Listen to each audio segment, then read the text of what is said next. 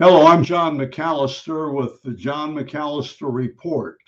And today we're going to go around the state and talk with a senior slot receiver from Dublin, Jerome High School, suburb of Columbus.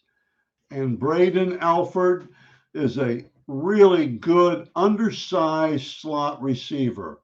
He's got good quickness. He's got good hands. He's smart. He makes efforts to block and does. But he's a little on the short side, which a lot of people are waiting for him for his senior year. I think it's kind of silly. He's better than that. His measurables, aren't what everybody wants. But I did enjoy talking with him. He's articulate and he's got a little sense of humor. And his dad is a really good friend of mine. So if you sit back and watch Braydon Alford from Dublin Jerome High School.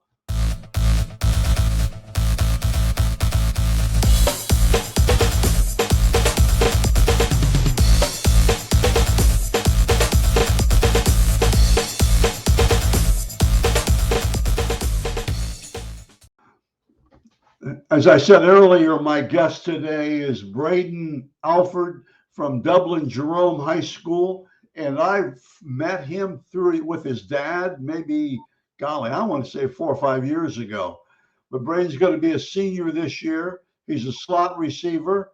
He wasn't blessed with giant measurements, but he's a heck of a football player. I just told him, I looked at his video again this morning and he does a lot of natural things that receivers do. And we're going to talk about that later.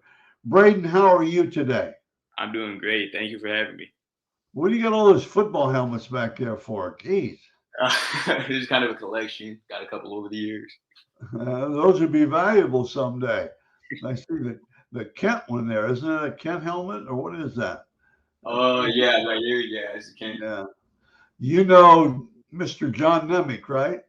Yes, I You do. know him? He's a pretty good dude. Yeah, He's a no, I pretty love good dude.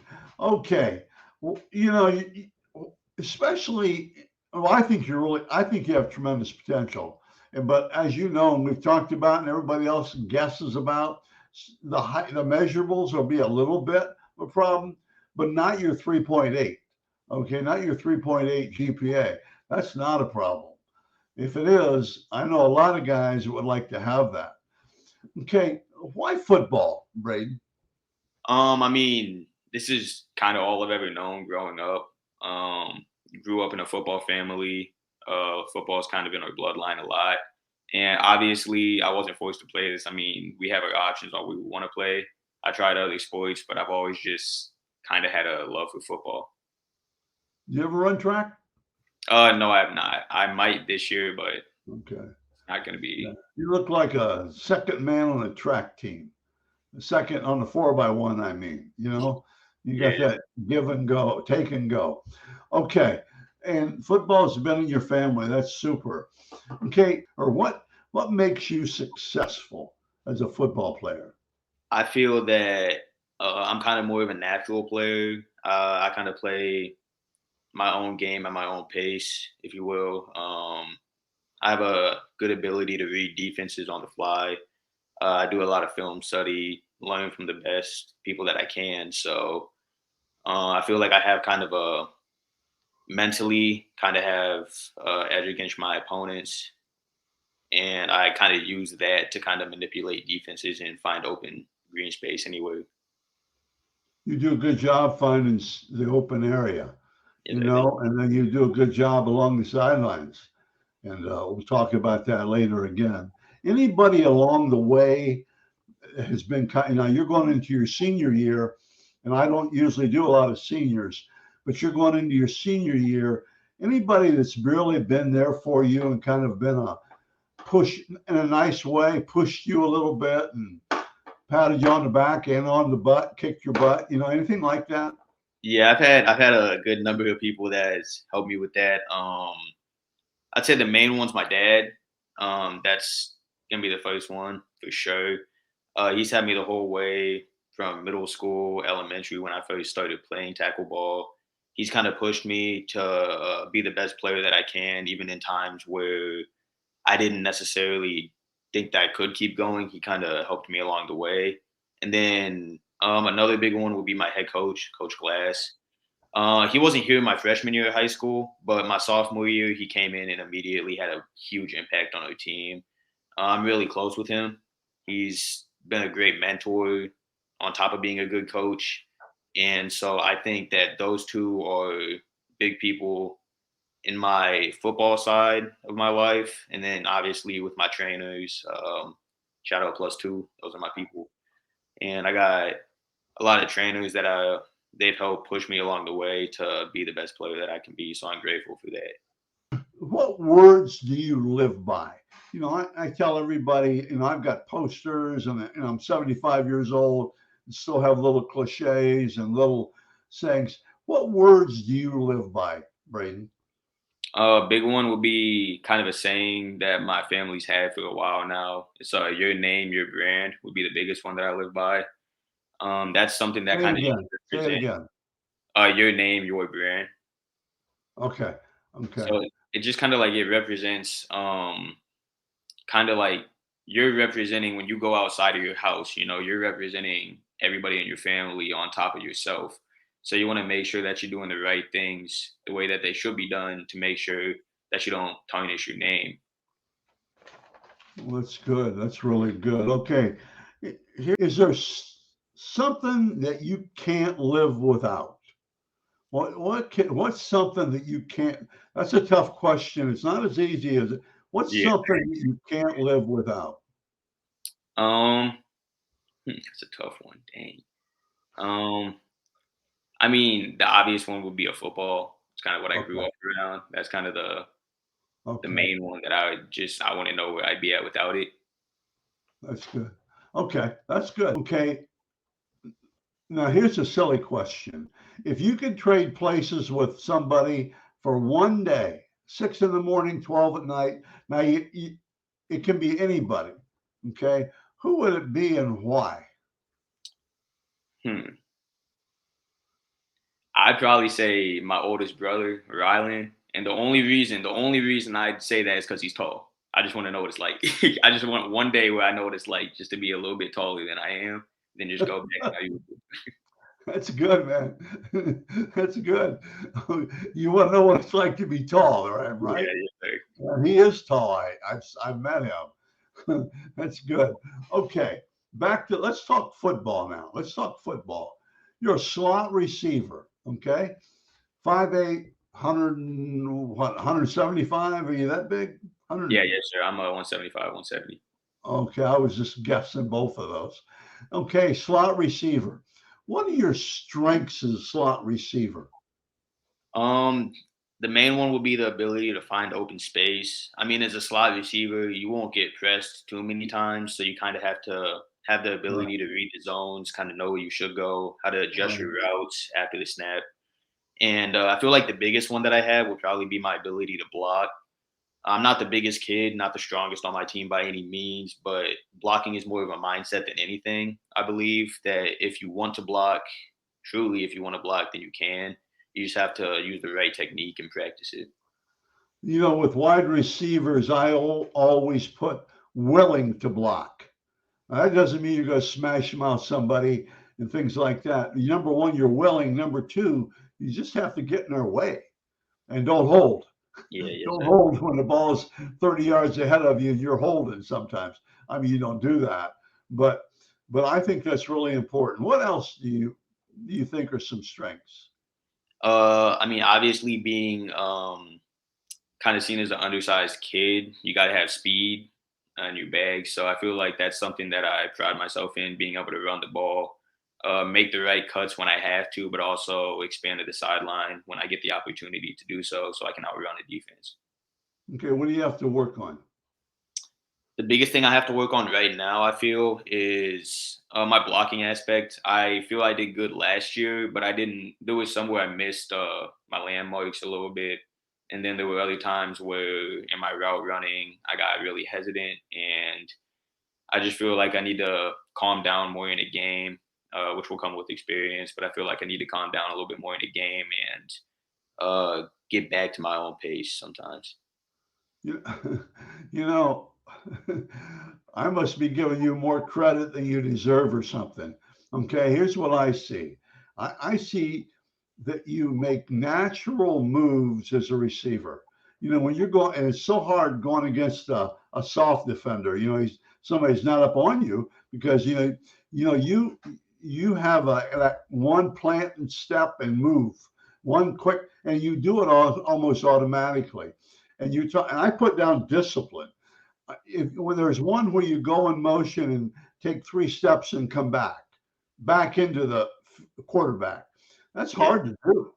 I mean, you can anybody can say it, but you got to know, and you do a really good job with that. You do a good job going over the middle, you know, and things. A slot receiver, you know, I think they have to be fast, but they got to be quicker than fast. yeah, If that yes, sir. makes sense to you. I mean, you have a pretty good burst. You don't have the fifth gear. Yeah, yes, You don't. I mean, but a lot of guys don't have fifth gear. It's all blown out of proportion. But you do. Your initial, I call it early burst and middle burst, are good because you have good quickness coming off the ball, and you catch the ball. And I saw a couple where you go deep and you're able to adjust to the ball. Okay. Now, what I would say is get better. You just have to keep getting stronger. Keep yeah, getting stronger. And a guy can be 5'8". I don't want to get off the subject with you, but I hear about these guys. They're too short. They're too short. Well, why down in the Southeastern Conference or in Florida, they always have a guy 5'8" that can run. I tell you, the guy up in Michigan isn't. He's not too much taller than the running back, 5'8", 5'9", but he's strong. You get stronger, your hands get stronger. I think you got a good chance. And thank- plus, the other thing is, we talked about it earlier, and I'm going to come back. You're 3.8. You understand adjustments because I think they used to say wide receivers all they have to do is run out and catch the ball. Now that's wrong. I mean they got to be able to. If that defense changes, they got to change. Adjust. I guess. yeah, Anyway, yes. I really a lot of positive things. Okay, and I just get excited talking to you because honestly, I was really surprised on the video. Thank you, thank You you. you did a good job. Okay, and you're going to get better. Let's talk about. Sorry, I just got off the subject there, but has there been going into your senior year? I call it scrapbook moments. Has there ever been a scrapbook moment, a play or something where you'll always remember? You'll get with your buddies and you'll always remember this 10 plays from now, or 10, excuse me, 10 years from now. I mean, there's a good and bad end of that. So there's two ways to answer that one. But Okay. I feel like on the good end of that, yeah, for sure. There was a play. I won't say it was against, yeah, it was against Kaufman, and I got tracked down. I got tackled, didn't score a touchdown, but it was a major gain, and it put us in a field position for a kicker to make a play, and that kind of iced the game out, put the game out of Good, reach for Kaufman, and that was our good. first win against that school in our team's history. So it was a big deal for us. You said there was a bad one. There was definitely times I took a couple hits that my friends get on me about a little bit, but Oh, okay. Well, you just do the good one then. How's that sound? yeah, yes, Okay. sir. We talk. This is a little bit the same. Give me your best strength as a football player. It's kind of goes in with what's your best strength? My best strength, I think, is that I'm coachable. Something that I feel is kind of undervalued is the ability to be coached in football. You can be talented, gifted, whatever you want to be, but if you can't mold into whatever position, whatever role the coaches give you, I don't believe that it brings as much value to a player. So I pride myself in being coachable. Whatever the coaches want, I'm always there to learn as much as I can. Man, I think receivers and corners may be the two worst guys. and being coachable. I mean, I'm joking here a little bit. Okay. Tell me, you mentioned, and I think it's really important. How important is film study to you? Oh, it's major, extremely important. I mean, it gives us a feel for not just me, but as a team overall. It gives us a feel for what we need to look for to attack in the defense. If we need to make an adjustment in the middle of a play or before a snap, if we Yeah, see a tendency that one of our opponents is doing when it's a certain type of play, we can use that against them without them knowing it. So that's I feel like really it's really important to spend a lot of time in film study and really critique it. Don't just be there. You have to learn from it. okay. Super. Second funny, silly question. Okay, what's one talent that you don't have, but you'd like to have, but you'll never get? One talent. Okay, so my middle brother, he's a dancer, competitive dancer. So I always watched him dance, and I've never had like any type of flow, any type of movement like that. So I'm just something that I wish I had would be rhythm, almost, I guess. Oh, well, that's good. And that takes a lot of skill and natural ability on those guys. I Yeah. wish I could say I was a dancer, but I'm not. Okay, square dancing, old days. But okay, just a few more questions. Now, being a senior, you got a freshman that comes up. He's dragging after, let's say, the middle of 2 days, and he's going to quit. What do you tell him as a senior? I mean, it's really just about if you want to be there or not. They can be going through the motions and this, that, and the other. But 2 days in summer camp and fall camp, that's where we find out who really needs to be there, who really needs to play football versus who just wants to have a good time with their friends. And what I'd say to them is that they have to make that decision as a freshman or sophomore underclassman. You have to be able to really look at yourself and say, okay, is this what I want to do? And if Yeah, it's what you want to do, then you have to attack it. yeah, that's so true. All right. And if they don't want to do it, it's best for them to get out, unless they just want to hang with their friends. And I guess that's okay too, but it's tough. Okay. Energy is important. Energy, I talk about energy all myself and having energy. I mean, maybe not 24/7, but I get energy when I do things like this. What kind of energy are you going to bring to the team? I feel like I'll bring a lot of energy. I'm surrounded by a great group of guys, especially senior wise. We've been really good about bringing the energy since we came into high school. So I feel like we'll bring a lot, and I feel like we'll also bring a lot of leadership. We've had a couple kids with a lot of varsity experience that are going to be seniors this year, so we're going to have a lot of experience to bring to the younger kids, and we'll keep them in line. But we also got to have fun, man. It's a game. Yeah, yeah. And I'm sure. Now, I saw you in that college day workout, when back in May, I think it was, or April, or some in there. And you had energy at that thing, that workout. You had energy there. You were leading, you were up front, and you were getting after it. And I think that's huge. I remember that. Okay. Yeah, thank you. Then, okay, just two more or three more. Was there ever a time for you when the switch came on, when the light came on and said, hey, man, I got to grow up. I got to get after it. I got to step it up. Was there ever a time like that? Oh, for sure. Going into my sophomore year, that's when I first started taking my workout seriously, Yeah. doing what I said I was gonna do. And going into my sophomore year, I broke my hip right before summer camp at a camp, college camp. And I remember just kind of sitting there the next day at a hospital getting the X-ray, hearing that as a 16-year-old I broke my hip. It's just like that's one of the moments where it's like, okay, now is where I have to decide, that what I said I got to look in Yeah, the mirror and say, okay, is this something that I want to attack or not? And I said it was, so I stuck with it. that's really good. That was a huge decision. Yeah, yes, sir. Maybe an easy one in some ways, but that was a pretty huge decision. Okay, I'm going to recruit you. I'm going to recruit you. What quality am I looking for? What quality do you have? Not football, not academics. I mean, just a character trait. What quality do you consider you have? Like mine's loyalty, and honesty. And it gets me in trouble, but that's just what's yours? I would say I'm really honest to coaches, but I would say the biggest one that they would get out of me is work ethic. Okay, Um, I think good. that with the position that I'm in, I need to work harder than everybody else. I find myself always trying to prove something, even when I don't have anything to prove. Yeah. So for me, it's just about being as good as I can. Like, how much better can I get from this off season to the next?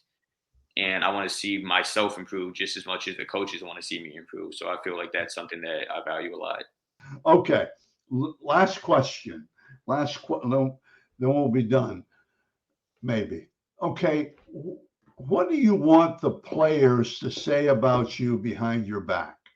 What You do you said, want your teammates to say about you behind your back?